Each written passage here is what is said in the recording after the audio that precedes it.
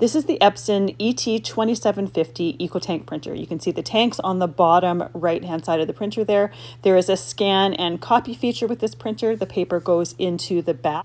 It has a cord with a USB plug that you can plug right into your computer or laptop to print directly from them. There's also a slot for a memory card.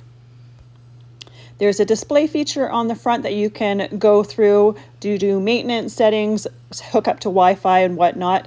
I have to say that if your eyes are getting a little bit older like mine, it is a little bit difficult sometimes to read some of the things on the display screen.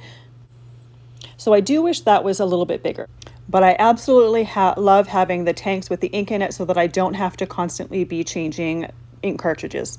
And once the Wi-Fi is set up, it's very easy to start printing directly from your phone, which is really nice and convenient.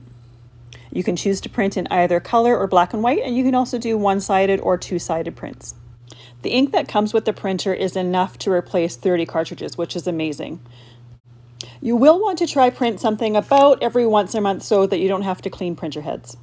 I've owned mine for about 4 years now, and I absolutely love it. If and or when I'll ever need to replace the printer, I will definitely be replacing it with another Ecotank printer. I highly recommend them.